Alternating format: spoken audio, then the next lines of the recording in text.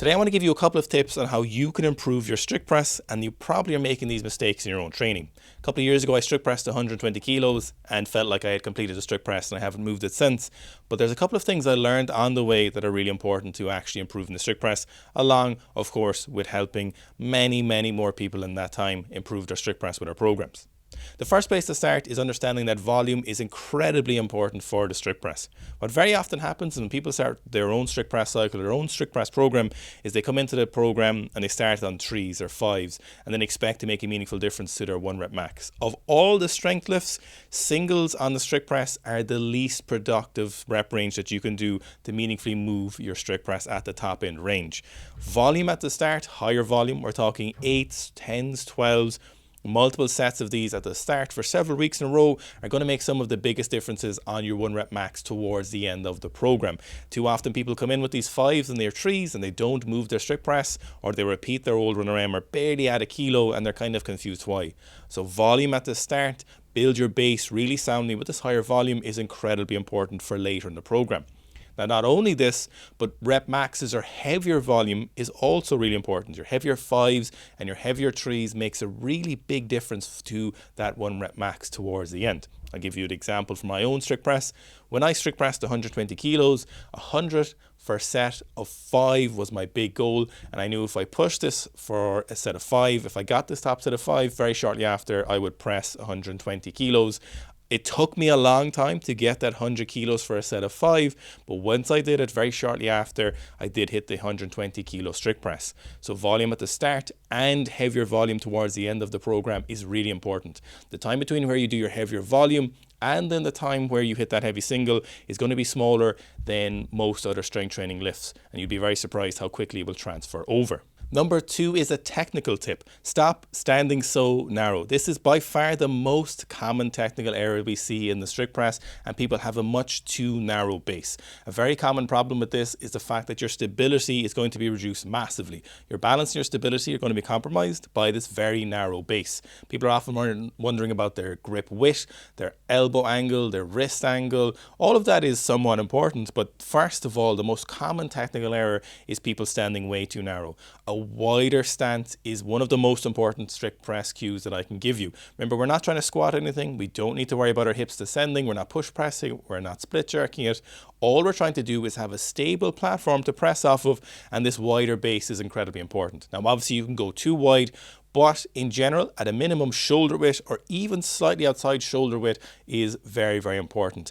Too often we see people with their feet underneath their hips or even closer. They don't pay any attention when they walk out of the rack. They just have this random foot position, and it's very unstable. It's very hard to balance that position. The barbell needs to move slightly away from you as you're pressing up past your chin. And if we're in this too narrow base, we're going to slightly lean back. We're going to be in a position where we can't press as powerfully, and our body is also going to be in a position where that if we're not as stable as we feel that we should be, your body isn't going to want to produce as much force as a protective mechanism. It's like pressing from a canoe, for example, that age-old adage that we see in coaching. It's a similar idea.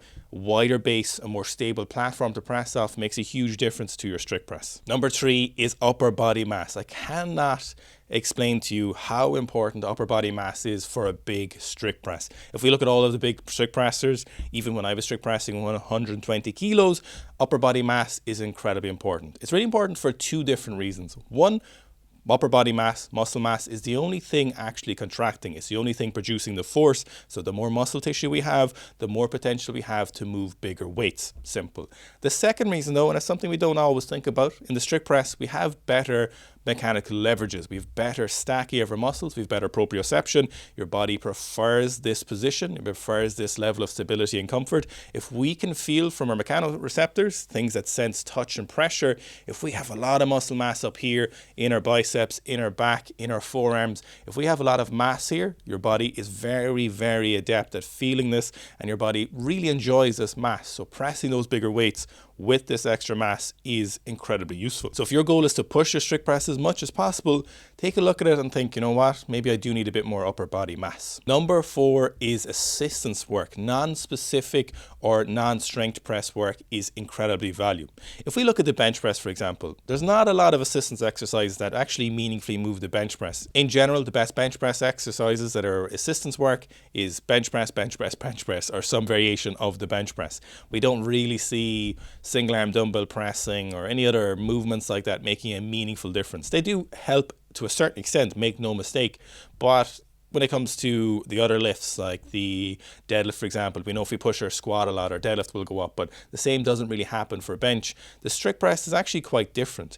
If we push our assistance work with our strict press, we will make a meaningful difference to how heavy those weights we can press. A lot of this will look like single arm dumbbell press, weighted push-ups, pike push-ups, any variation of upper body pressing that puts you in a similar position, or even bench pressing. We've often seen it with lifters who they'll bench a huge amount of weight and can in general move a pretty solid strict press if they're doing some amount of strict press with that.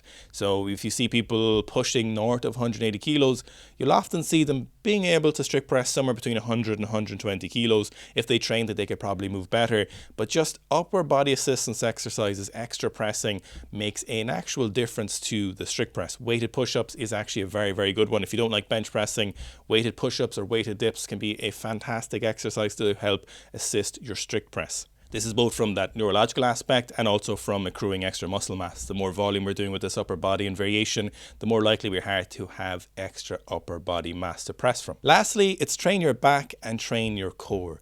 A lot of strict pressers, you'll notice, will have very big backs. They'll have very strong backs and they'll also have very strong cores. This plays into that part of that balance and stability. While of course we need strong shoulders, triceps and a good place to press from, having a strong back and core is integral to maintaining that position. Very often you'll see people leaning back initially on that strict press, trying to turn it into an upright bench press like we used to see in the sport of weightlifting.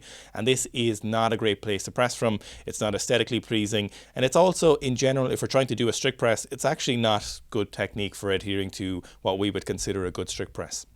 So training your core and your back are often areas that are forgotten about, but are areas that actually make a very big difference. And if you're someone who's not very good at strict pressing right now, there's probably a good chance your back and your core are incredibly lacking, and you'll find that if you give these a couple of weeks of diligent work, you will see a meaningful difference in your ability to have better technique. Now, this is not necessarily saying that it will immediately transfer to a heavier strict press, but it gives you a better platform and a better base to press from, just like that wider stance. So working on your core and your upper back and your lower back, of course, do make a big difference. Some of the movements like this could include any number of core work, side planks, leg raises, weighted sit-ups are fantastic.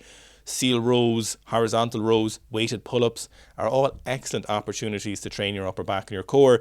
A lot of these have carryovers to both these areas. So I'd highly encourage you, don't forget about your back and your core if your strict press isn't moving. Hope you enjoyed today's video. If you have any questions about the strict press, leave them in the comments below. And best of luck with your strict press training block. There's 2 strict press programs on the Sika Strength app in iOS and Android. Hit the link below and you'll find those strict press programs.